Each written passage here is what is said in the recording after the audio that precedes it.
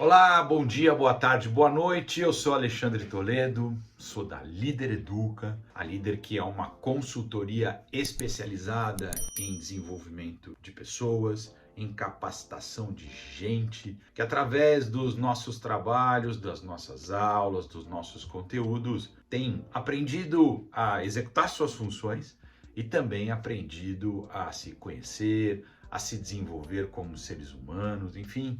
É uma enorme alegria eu poder falar que sou da Líder Educa, porque a Líder me encontrou nessa vida e eu encontrei a Líder há 17 anos. Já num tempo passado que me dá uma grande alegria saber que nesses anos todos eu, pela primeira vez na minha vida, atuo efetivamente, realisticamente num lugar que eu gosto de trabalhar.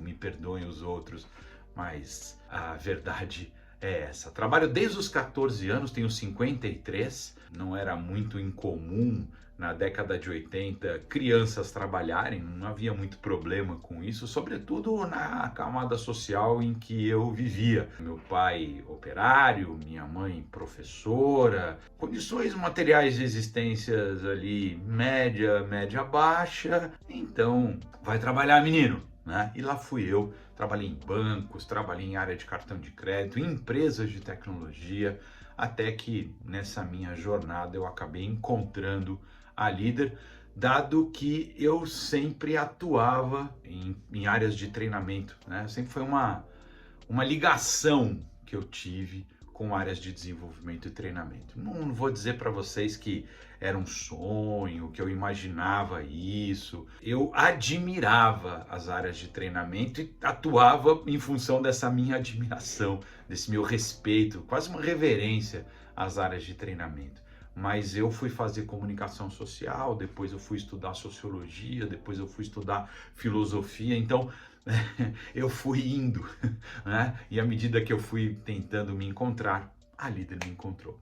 Quis contar um pouco dessa história porque hoje eu vou falar com vocês, não da minha carreira, da minha história, não. Eu vou falar sobre multiplicação de conteúdos. A Flávia Rodrigues, que é a nossa diretora e minha amiga, minha companheira de vida, de trabalho, me ligou e disse assim: Ale, que tal se a gente gravasse alguns vídeos e falasse sobre o que nós fazemos aqui? Afinal, nós na Líder, nós temos uma espécie de direcionamento mesmo, sabe? Que é criar espaços para que as pessoas manifestem os seus talentos e possam se desenvolver. É um direcionamento que a gente tem muito claro. E aí ela falou, vamos proporcionar isso para o mundo, vamos jogar isso nas redes. E cá estou eu, porque na hora eu aceitei. Falei, tô nessa, Flávio, vamos aí. Aí eu perguntei para ela, mas eu falo sobre o quê? Aí ela me disse, fale sobre o que você quiser. Bom, ela sabe o risco que ela correu, eu podia aqui ficar falando horas, dias e tal, mas é obviamente que eu fiz um pequenino recorte para falar hoje com vocês de multiplicação de conteúdos. E para falar de multiplicação de conteúdos, a gente tem que começar falando do multiplicador. Vamos pensar um pouco nesse contexto que vivemos em áreas de treinamento, capacitação e desenvolvimento de pessoas. Se nós fizermos uma linha do tempo, a gente puxar aqui uma régua e colocar isso num recorte temporal, nós podemos fazer uma análise dos últimos 20 anos. Gente, quanta coisa mudou em áreas de treinamento e capacitação de pessoas nos últimos 20 anos. Passou inúmeras as mudanças. A carga horária ficou diferente. Os materiais didáticos se transformaram totalmente. Os recursos tecnológicos entraram na jogada de uma maneira avassaladora. As pessoas passaram a entender melhor como é o protagonismo no seu desenvolvimento pessoal. Enfim, nós tivemos diversas mudanças, todas elas muito significativas. E olha, vou te falar, todas melhoraram as nossas condições para dar aula. Então, eu lembro que quando eu comecei a dar aula aqui na Líder, né, há 17 anos, tinha um programa de formação que eu ia aplicar que durava 29 dias. Eram 29 dias de sala de aula. Hoje não existe esse tipo de condição. E veja que esses 29 eu consegui reduzir com uma certa habilidade ali para 21, para poupar a energia das pessoas e também guardar recursos da empresa que me contratava.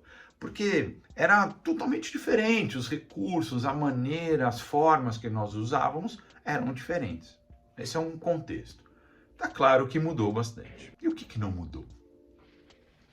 O que continua absolutamente igual, a constante, é a presença do ser humano na hora de fazer o desenvolvimento de materiais, fazer roteiros para peças digitais, que são muito utilizadas hoje, como vocês devem saber, e também, obviamente, para uma aula, seja ela uma aula presencial ou uma aula virtual.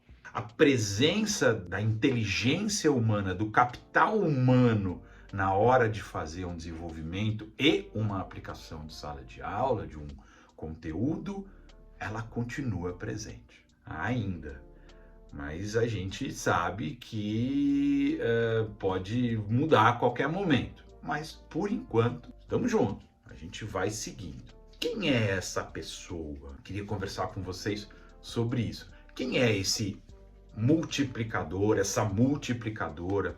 A pessoa que é capaz de fazer desenvolvimento de materiais, a pessoa que é capaz de segurar uma aula no ambiente virtual, entrar em sala numa aula presencial com pessoas de diversas áreas e diversas equipes.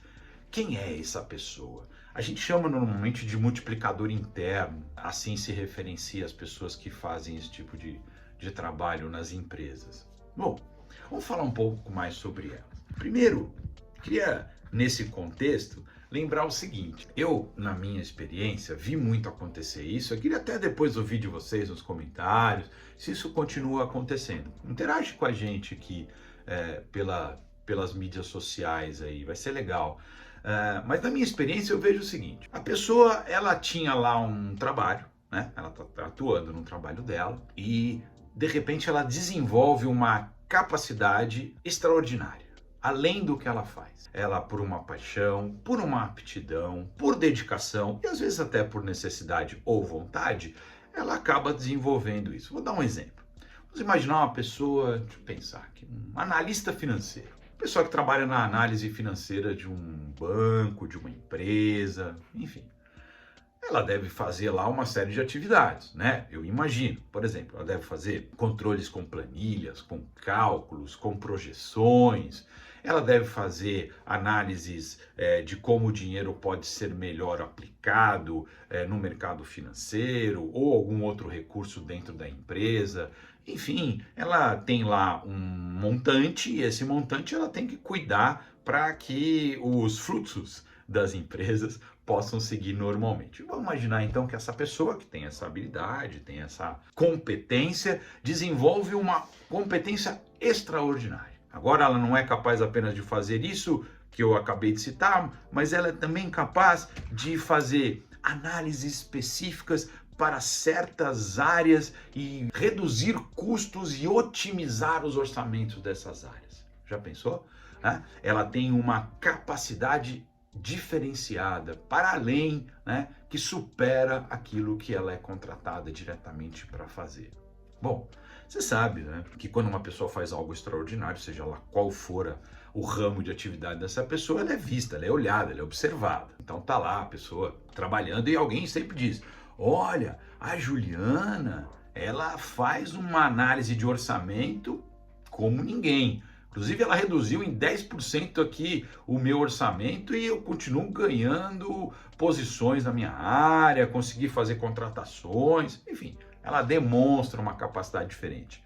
Olha, o Fernando, o cara é bom de número, o cara, olha, tem um mestre aqui dos números na empresa, é o Fernando. Vocês já devem ter visto coisas iguais ou parecidas a essas que eu estou citando acontecer. E como a pessoa que faz algo extraordinário é vista, alguém sempre olha e diz: preciso que essa pessoa dissemine, espalhe essa informação. Afinal de contas, é importante que mais gente saiba fazer isso. Que tal se a gente criar um treinamento e colocar o Juliano, a Fernanda, o Fernando, a fulano, o cicrano? Que tal se a gente fizer isso e colocar essa pessoa para dar um treinamento? Legal, alguém viu, alguém gostou, vai lá dar um treinamento. Chega para essa pessoa, bate no ombro dela e fala: escuta, prepara um material aí que semana que vem você vai entrar na sala de aula para mostrar como você otimiza orçamentos das áreas.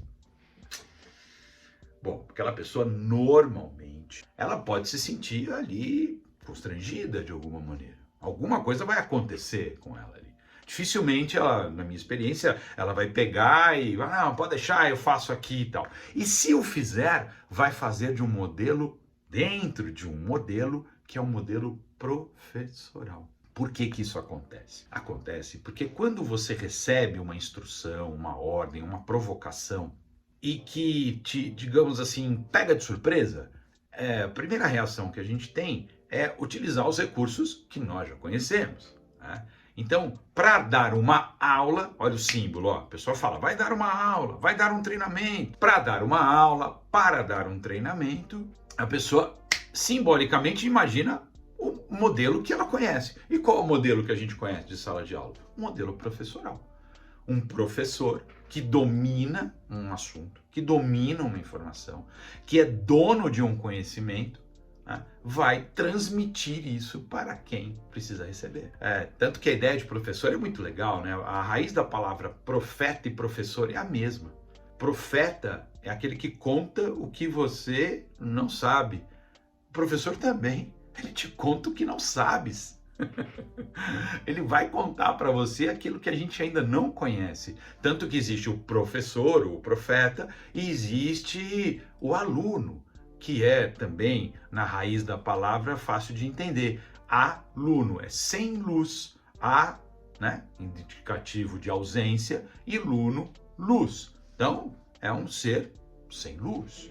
O professor vai iluminar, olha só, iluminar com a sua sabedoria a ignorância de quem é sem luz. Por isso que existe o professor e o aluno como papéis. E claro, no nosso exemplo, a nossa amiga, nosso colega, ele vai pegar lá os materiais dele e vai transformar numa aula, muito provavelmente numa aula tradicional, na qual ele vai dominar o seu conteúdo e as pessoas vão ali receber as informações. A pergunta é, funciona? O que vocês acham?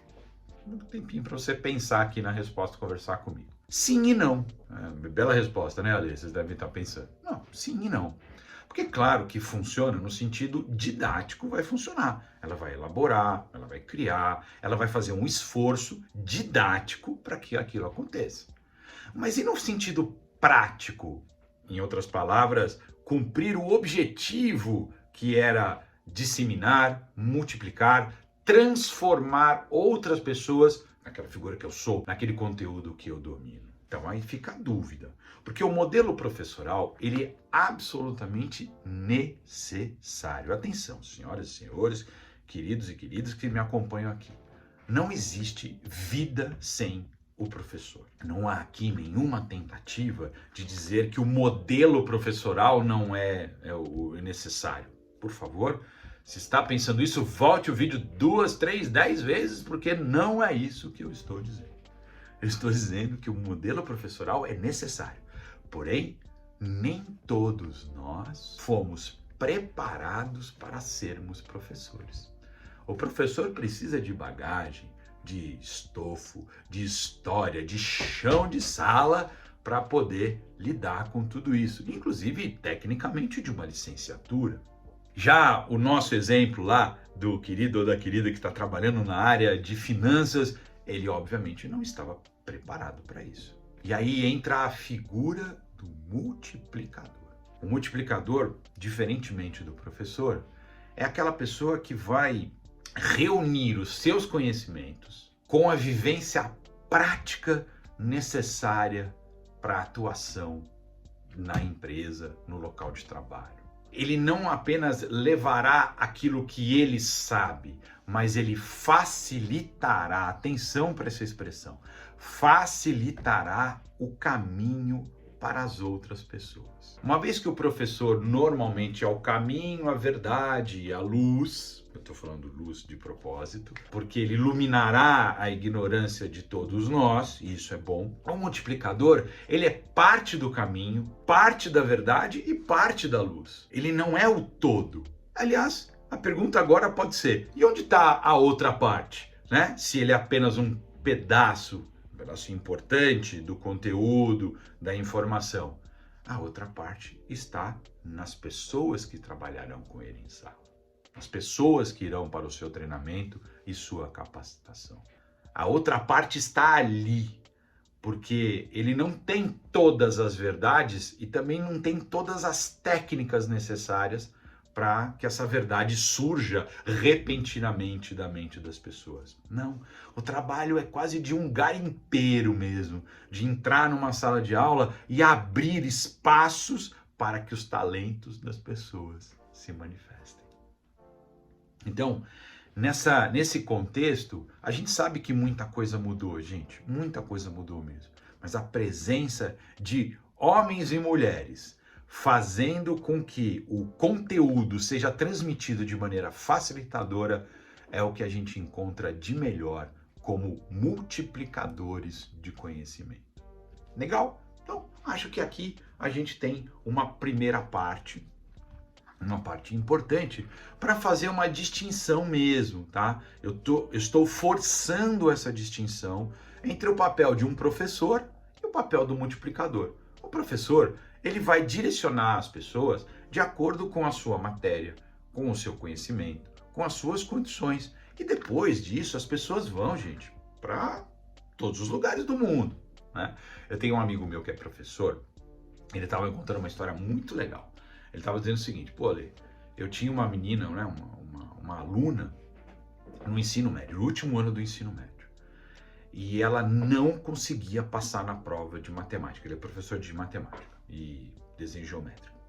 Ela não conseguia de jeito nenhum. Então, ele disse, eu fiz uma prova, assim, de quase infanto-juvenil para ela passar. E mesmo assim, ela não conseguia a nota suficiente.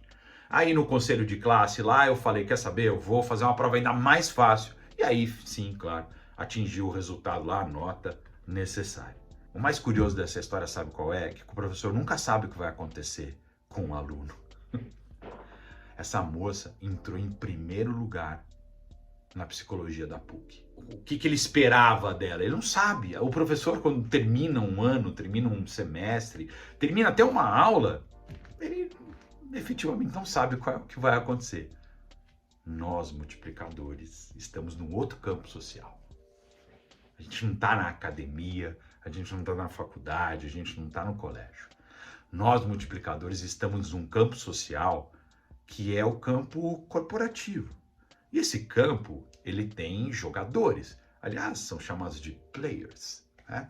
São os jogadores. Então, o banco A tem versus ele o banco C, o banco B, o banco D, a empresa X tem versus ela banco Y, o banco, né, alfa, beta, gama, enfim, né? Nós temos diversas empresas que disputam o mercado, disputam o cliente. Bom, ao passo que o troféu do professor é ver o aluno formado, o ganho, né, a recompensa é ver o aluno formado, o troféu do multiplicador é ver a sua empresa dando lucro. É um troféu diferente. Então, quando nós, como multiplicadores, estamos em sala de aula, a gente está com um grupo de pessoas que deve estar cada vez mais uníssono, né? Cantando a mesma música, cantando o mesmo ritmo, dançando no mesmo ritmo, jogando o mesmo jogo, trabalhando na mesma sintonia, né? Para que a gente possa conseguir conduzir essas pessoas para os objetivos da empresa. Claro, a gente sempre consegue isso? Não, né? Às vezes não dá, a gente tem desvios, pessoas são pessoas, né? No entanto, o papel inicial do multiplicador é o de ser um agregador, né? De agregar informações, dados e competências para que essas pessoas possam seguir os seus trabalhos. Feita essa longuíssima introdução, eu queria agora entrar com vocês num outro ramo aqui, num outro aspecto, já que o papel do multiplicador eu espero ter conseguido passar para vocês de maneira clara. O que faz, então, um multiplicador? Se ele não é um professor, se ele não tem licenciatura, se ele não é estrito sensu, né? É de senso mais aberto, ele deve falar de vários temas, ele deve ter certas competências. O que faz de uma pessoa um multiplicador? Vamos voltar ao nosso exemplo. Está lá a pessoa do financeiro, o homem, o menino, o rapaz, a mulher, enfim, e ela é chamada a fazer um treinamento. Bom, muito bem. A primeira coisa que diferencia diretamente o papel e que reforça a ideia do multiplicador é que ele não é o caminho, a verdade e a luz. Ele é parte do caminho, parte da verdade e parte da luz, como eu disse. E a outra parte está nas pessoas. Então, sua postura facilitadora, ela deve ser adotada de tal forma que as pessoas possam participar de sua aula. Eles não são mais alunos, eles não são seres sem luz, ao contrário, tem muita luz neles. E eles passam agora a serem participantes, porque o jogo é um só, tá todo mundo no jogo ali. Eu não posso me dar o luxo de dizer assim, ah não, essa pessoa aí da área X, que eu tô dando um treinamento aqui de Black Belt, ela não serve para isso. Esse luxo o multiplicador não pode dar, não pode ter. Então ele tem que criar um espaço no qual as pessoas possam participar efetivamente de sua sala de aula. E como é que faz isso, Ale? Bom, primeira coisa que a gente orienta, aqui eu vou fazer um baita resumo, tá, gente? Não dá para contar todos os detalhes. Mas a primeira coisa que a gente orienta é que essa pessoa tenha o domínio do conteúdo, que ela conheça o conteúdo. Claro, óbvio, né? Vai dar um treinamento, ela tem que ter o conhecimento do conteúdo. Ela tem que ter domínio daquilo que a gente chama de ideia central do treinamento. O que é a ideia central? É a soma do objetivo que você tem com aquela aula, com aquele material, com aquele recurso que você está usando, né? É o objetivo que você quer alcançar, é o primeiro item da soma, com o outro fator, que é o resultado que você espera que aconteça depois do treinamento. Então eu tenho um objetivo e um resultado. Exemplo, o objetivo é capacitar as pessoas para que elas possam conhecer os processos de gestão financeira da empresa. É um objetivo. O resultado, uma redução de 5% nos orçamentos do próximo ano das técnicas que vão ser aprendidas. Eu estou falando grossíssimo modo, mas é para você entender que existe um objetivo e um resultado. Esse objetivo e resultado, ele é o melhor amigo do multiplicador. Ele tem que estar no coração e na mente dele o tempo todo. Sabendo disso, ele vai estudar, olhar, observar, se aprimorar para que o conteúdo esteja dominado por ele. Mas quando ele entrar em sala, ele vai facilitar este conteúdo para as pessoas. Ele não vai chegar lá e vai despejar o conteúdo, né? Não vai jogar todo o conteúdo que ele tão bem dominou, tão bem aprendeu. Não, não. Ele vai facilitar isso. Como? Através de atividades, de exercícios e principalmente, atenção, essa é a dica de ouro, principalmente usando o repertório das pessoas que estão em sala de aula. Considere sempre que uma pessoa que está em sua sala de aula, numa empresa, e você é o multiplicador, aquelas pessoas têm inteligência, e a inteligência está na sala. E o que é uma sala? São as pessoas, você e o conteúdo. A soma da inteligência das pessoas com o conteúdo inteligentemente elaborado, com a sua inteligência de multiplicador, o resultado é uma sala de aula. Então, a primeira dica que eu dou é domine o conteúdo, domine mesmo. Saiba da ideia central e que resultado você espera que aconteça com aquele treinamento que você está aplicando. Mas, sobretudo, entenda que existe repertório para além de você. E isso é uma forma de facilitar. Isso posto, vamos partir para a segunda dica. Como eu desperto o interesse e a vontade das pessoas, sabendo que elas têm repertório, né? Porque nem sempre uma pessoa adulta vai para a sala de aula por vontade, tá? Acho que a gente tem que deixar claro, muitas vezes ela vai pela necessidade do saber. Dificilmente um adulto, né, com tantas tarefas que ele tem, sobretudo no mundo corporativo, vai pelas alamedas da empresa que ele trabalha, todo feliz, assim, dizer, nossa, eu tenho um treinamento hoje, vou me capacitar e tal. Dificilmente isso acontece. Essa vontade, esse desejo de aprender, ele está muito mais ligado à necessidade das pessoas. Um novo sistema, um novo orçamento, uma nova técnica, um novo produto que vai ser vendido, enfim, são necessidades que surgem e aí, claro, a gente vai se capacitar e nem sempre com o mesmo desejo. O multiplicador é o homem, a mulher que deve despertar esse desejo, essa vontade pelo aprender. Bom, então vamos lá, temos duas coisas aqui. Eu tenho o repertório das pessoas e tenho pessoas que não estão com muita vontade, mas que eu preciso despertar. Opa, como é que eu faço isso?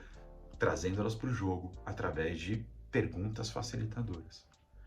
Eu crio uma série de artifícios para resgatar, para extrair o que elas têm como vivência em suas áreas, como vivência na sua liderança, como vivência nos seus ambientes de trabalho, para que elas possam participar da minha aula. Imagina aquele modelo professoral, que a gente sabe que é necessário e tudo mais, né?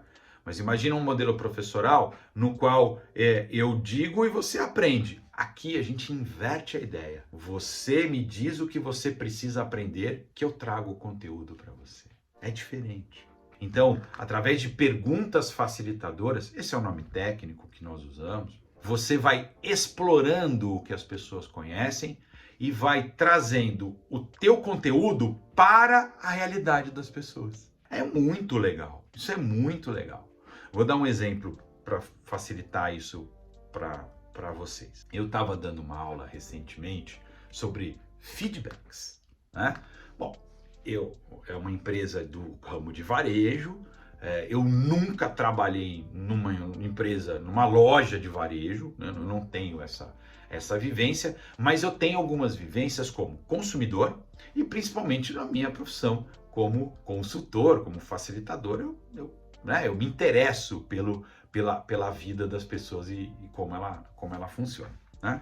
Então eu estou dando a aula, eu poderia chegar lá e dizer, olha, feedback é assim, feedback é daquele jeito, você tem que ter dados e fatos, você tem que ter consistência, você tem que fazer em conjunto, as premissas do feedback bem feito, elas partem do respeito, inclusive, pela pessoa. Toda aquela gama de informações que a gente conhece, eu estava preparado para trabalhar. Mas ao invés de lançar isso de uma vez, eu perguntei para eles, contem para mim quais são os valores que vocês têm quando vão dar um feedback.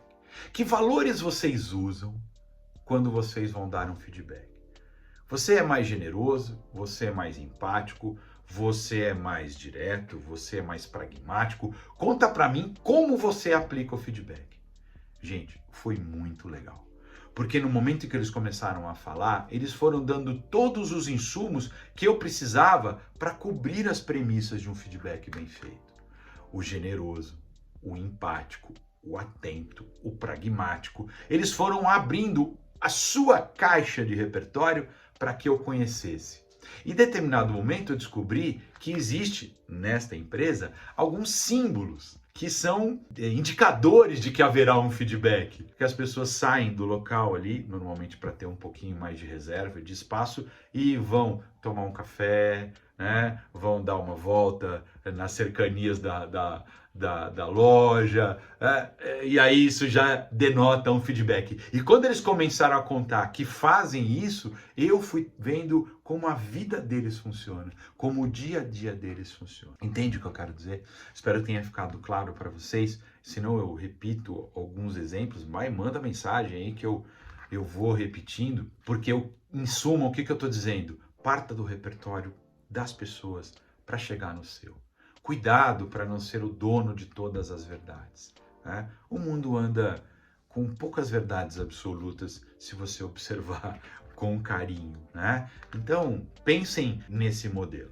Né? Então, falei do papel do multiplicador, de ser uma pessoa que acessa as pessoas através dos seus repertórios, né? Abre, extrai os seus repertórios. E como ele faz isso? Através do que a gente chama de perguntas facilitadoras, que promovem o pensar, que promovem a forma com que a gente pode agir e reagir numa sala de aula. Ah, Ale, mas eu não dou aula, eu só faço materiais, eu só escrevo materiais. A minha área agora eu estou produzindo peças digitais. É a mesma coisa, amigo, amiga. É a mesmíssima coisa. A diferença é que você não dará uma aula para as pessoas, mas você sempre terá que colocá-las no centro do aprender. Isso é o verdadeiro, assim, é o ouro em pó do multiplicador. Colocar o aprendiz no centro, seja qual for o método ou o recurso que ele estiver utilizando. E muita gente me pergunta assim, né? Eu queria, já nessas últimas partes aqui, falar com vocês, é uma coisa que eu sempre ouço bastante, assim. Ali, o que eu tenho que ter para ser um multiplicador? Né? Só um curso resolve? Eu tenho que esperar 15 anos para chegar lá? Eu tenho que ficar aqui, né? Não tenho tempo. O que eu tenho que ter? Bom, eu fiz aqui um resuminho para vocês, para responder essa pergunta de maneira genérica, tá? Mas aí especificamente quem quiser interagir aí, eu respondo com prazer, tá? Muita gente me pergunta assim, mas eu nunca atuei na área de treinamento, é necessário? Não é necessário, nem tampouco obrigatório. Aliás, eu vou falar uma coisa para vocês, na minha experiência nos últimos anos, eu tenho pouca gente da área de treinamento como multiplicadores, eu tenho mais gente de outras áreas. Por quê? Vamos dissecar isso. Né? Primeiro que não é obrigatório, porque não se trata apenas de uma função, a função de treinar. Se trata da função de multiplicar. O multiplicador, em regra, ele é alguém que tem um domínio técnico, que tem uma coisa extraordinária, que tem alguma especificação, ou nem precisa ter extraordinário. Ele pode ter o básico ali, né, que já está muito bem feito, mas ele tem uma representação das condições, dos valores, daquilo que a empresa espera que aconteça no seu âmbito de trabalho na sala de aula. Ele é representativo da empresa na sala de aula. Então pode ser alguém de treinamento, como pode ser alguém da área de finanças, da área de crédito, da área de compliance, né? Não importa.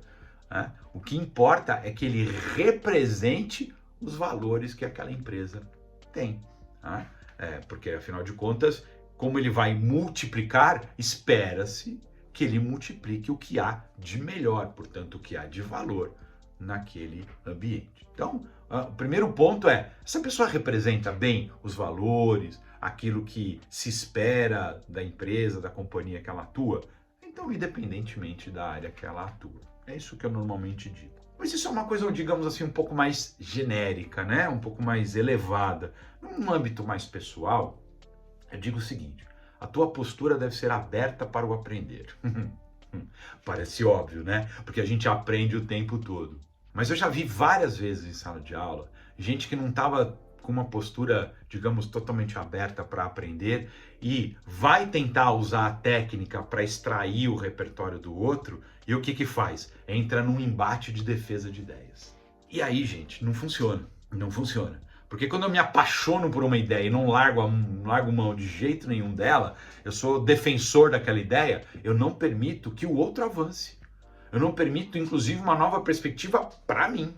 Então, essa postura aberta para o aprender, como eu gosto de dizer, ela não é só o aperfeiçoamento de aumentar o repertório, de ler, de estudar, de conversar com pessoas, de participar de congressos, participar de seminários, né? Não. É uma postura ali, na hora, quando você ouve um não, ou quando você ouve algo contrário àquilo que você pensa ou acredita. Uma postura aberta para aprender. Uma outra coisa que eu costumo dizer é a genuína consideração pelo outro. A gente pode se posicionar, mas, gente, sempre com respeito. Aliás, eu gosto de uma definição da ideia de respeito que eu aprendi na faculdade, numa aula de ética, que me deixou intrigado, até hoje eu fico pensando nela. Respeito é tudo aquilo que a gente pensa ou faz considerando alegrias e tristezas do outro. Quando eu respeito alguém, é porque eu posso estar promovendo uma alegria, e quando eu desrespeito, eu posso estar promovendo uma tristeza. Às vezes a gente esquece disso, né? E numa sala de aula, a consideração pelo outro, gente, é a chave do castelo. A chave que abre todos os caminhos.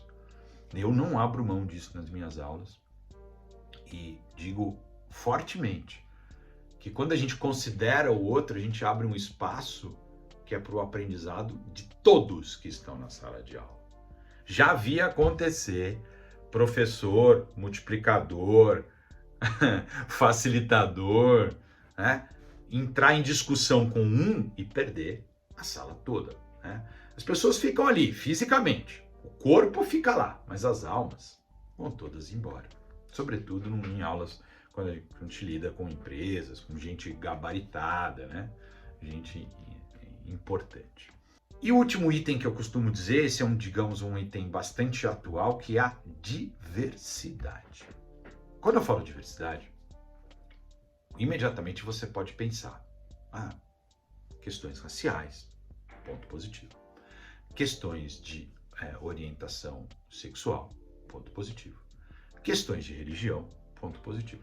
Tudo isso que você pensar como diversidade, você está certo.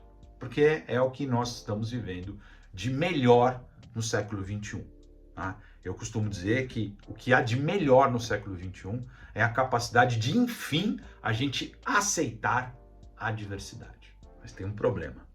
A gente não pode limitar a diversidade a essas questões, digamos, mais óbvias e que a gente pode enxergar, seja na cor da pele, seja num comportamento, seja numa atitude que a pessoa transpareça aquilo que ela realmente acredita ser. A divergência de opiniões também é diversidade. Né? Então, a gente está num mundo super conturbado, polarizado e tudo mais. Você tem acompanhado isso? No entanto, eu costumo dizer que quando você para escutar a sua oposição, quem está fora de você dizendo o que você é ou não é um momento sagrado. Que se rechaçado, a gente vai perder. Lembra?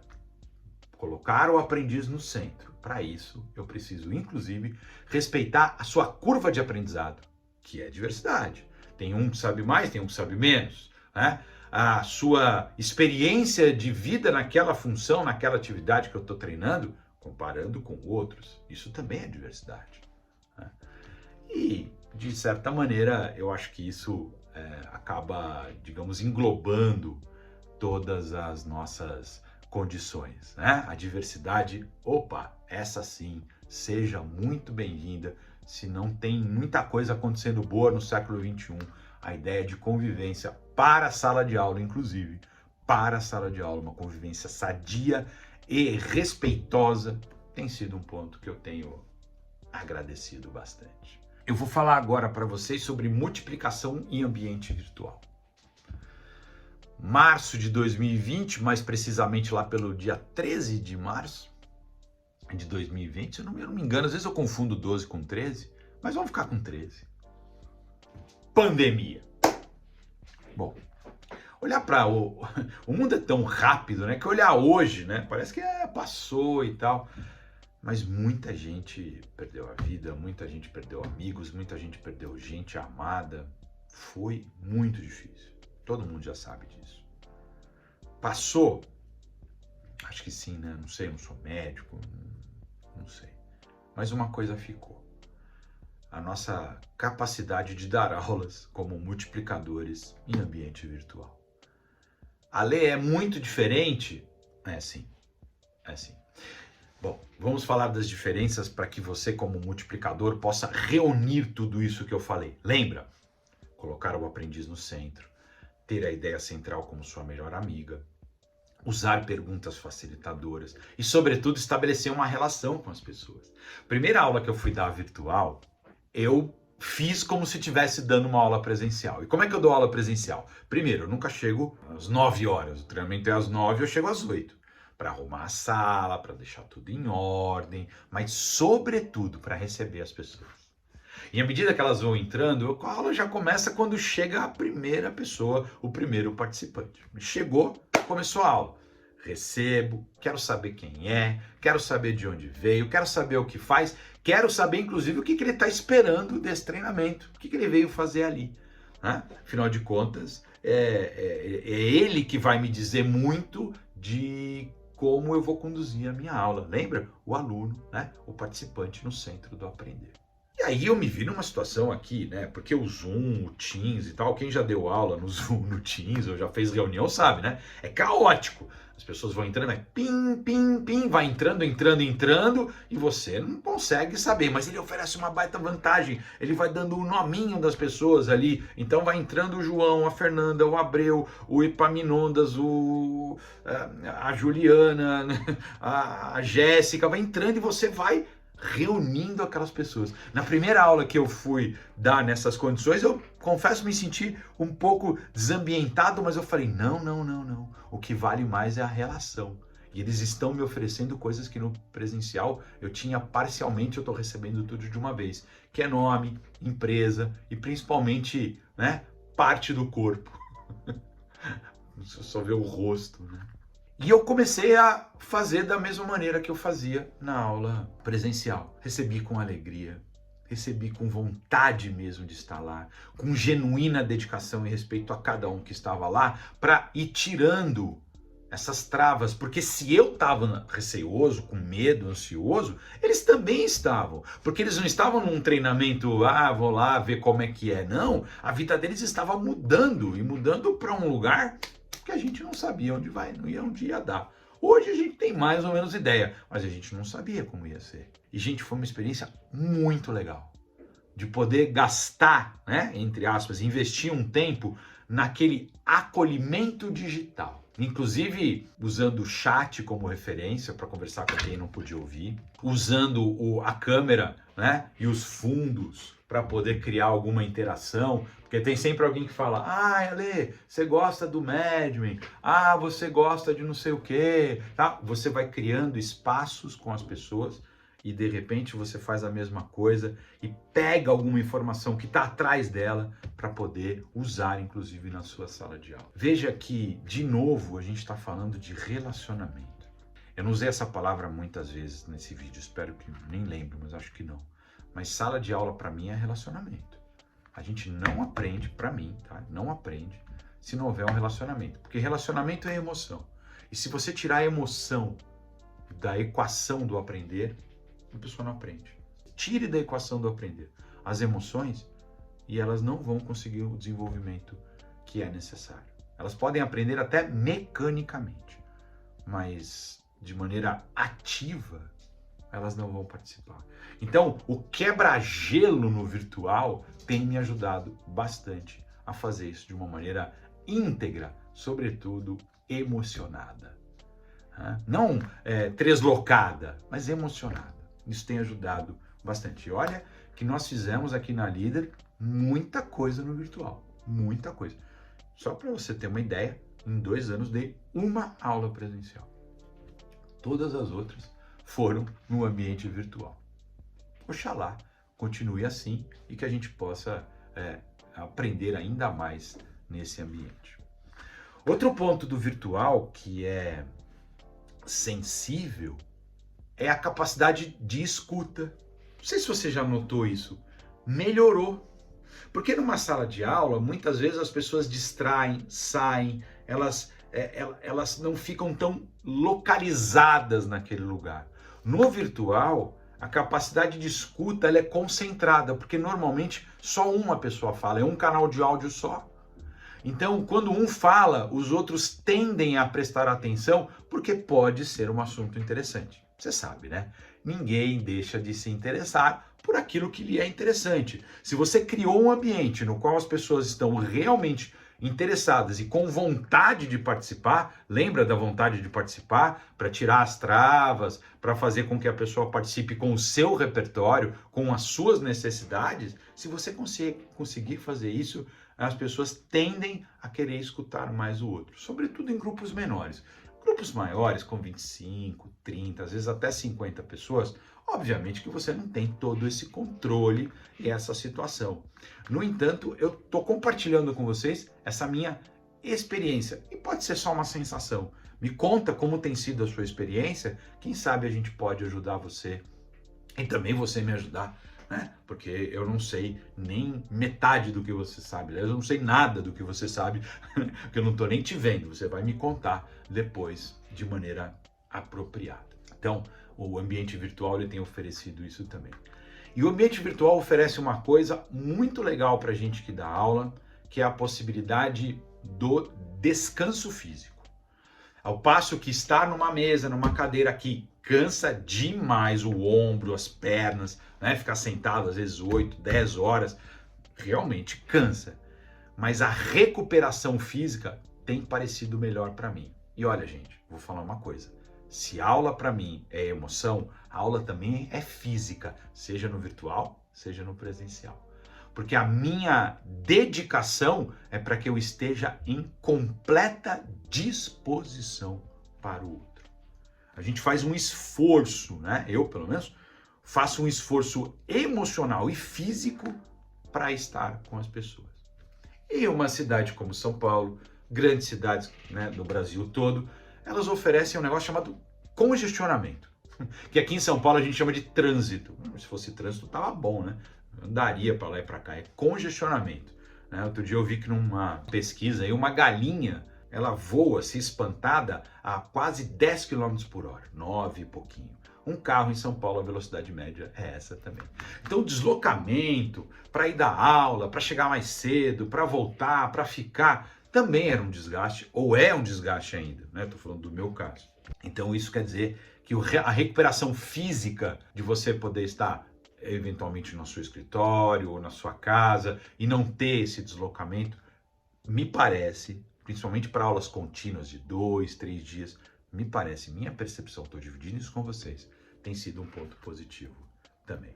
Bom, eu contei as coisas aqui mais ou menos de maneira caótica, né? Que é, diria, uma condição minha. O Cosmos faz parte da minha organização na hora de criar um material, a organização total na hora de fazer uma aula didaticamente boa e perfeita, mas no entanto eu quero deixar aqui, nos momentos que me restam, uma despedida para dizer que o meu pensamento pode ter sido caótico, mas eu espero que você tenha aproveitado minimamente alguma coisa daquilo que eu quero deixar para você. Como é que você vai fazer? Você vai se manifestar através das mídias, dos contatos, das nossas redes sociais, né? Nós estamos no Instagram, no YouTube, na internet. Como diz um amigo meu, estamos em todas as internets.